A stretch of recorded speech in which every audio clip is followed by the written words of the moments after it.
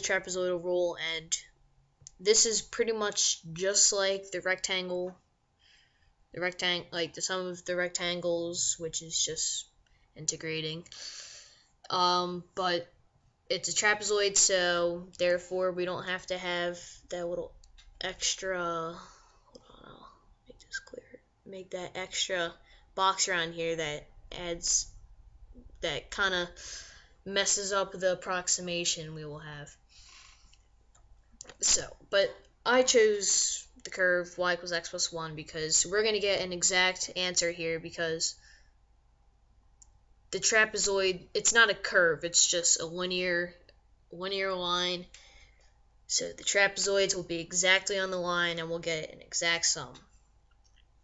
And the reason why I did plus 1 is because the first one, if it was 1 lower, then at 0 to 1 that'd just be a triangle and it'd be a little confusing, but instead I chose to do it y equals x plus 1 from 0 to 4.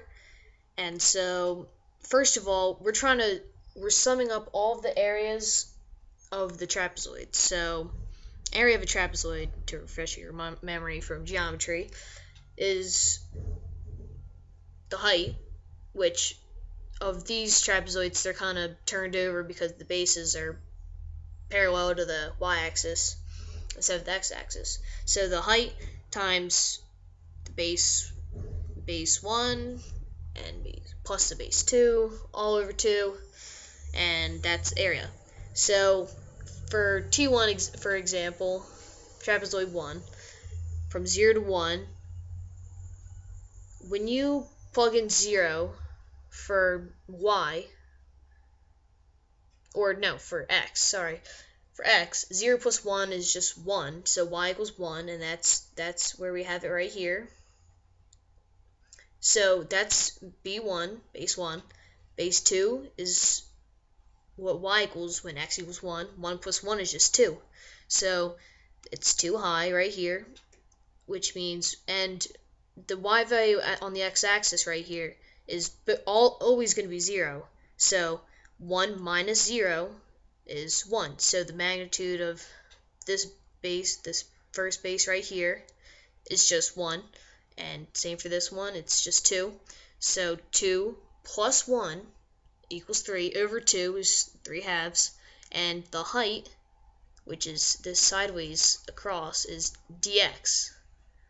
So we're going to have dx, which is just, in this, it's just going to be delta x, because we're only making a small change in x, but we know what it is. Dx is an infinitely small change in x. So that's when you take the that's when you actually take the antiderivative, because you're taking the integral of all of these little tiny small dx's, but an infinite amount of them.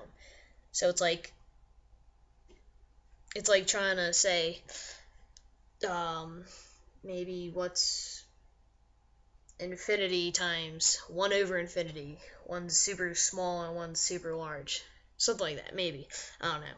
Bad analogy. But, so the height in this one would just be h, which is dx, or delta x, we'll say.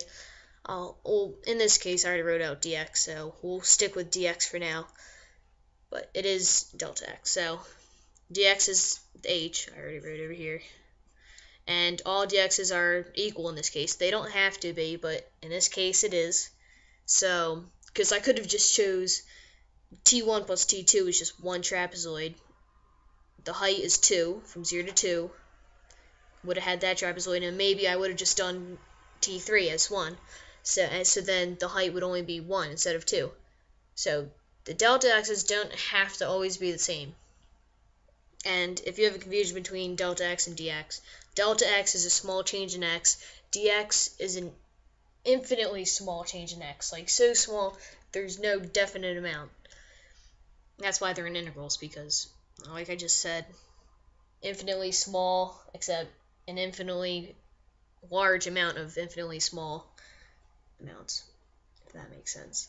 So here dx is equals 1 because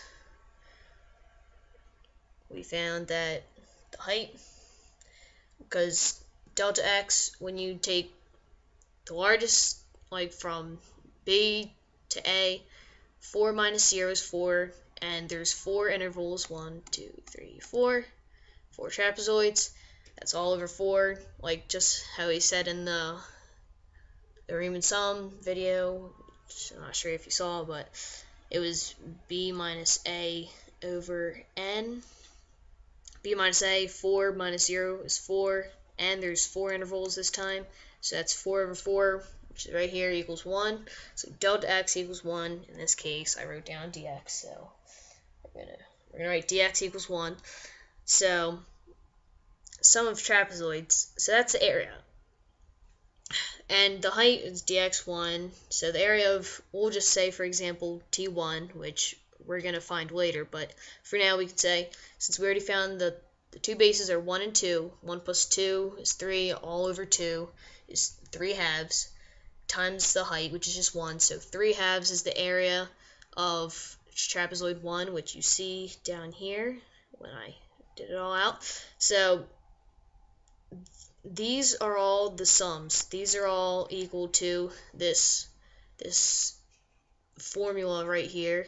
So the height is dx right there times the function as x equals 0, which is the y value, which will be the same thing as the base, is all over 2. So that's what I wrote here for all 4 trapezoids, t1, t2, t3, and t4.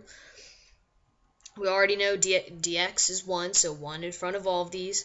F of 0, 0 plus 1 is 1. That's how we get the 1. And all of these bases share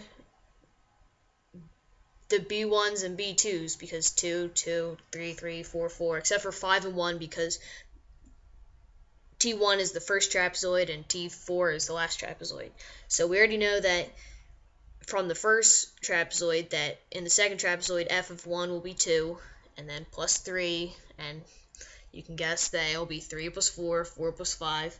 So 1 plus 2 is 3 halves, and the ones you don't even have to multiply, because 1 times anything is whatever that number was.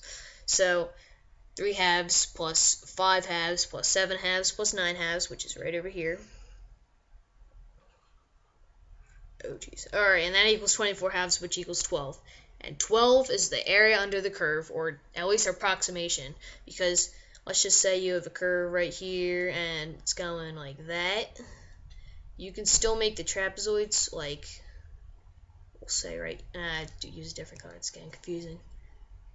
Use this point right here, this point right here, right there, and it's going to go like that. So there's going to be this little extra space in here that you're not going to evaluate because it's a curve, so there's no curved lines in a trapezoid because a trapezoid's a polygon. And one of the most basic rules you learn in school, that trapezoids or polygons do not have curved edges.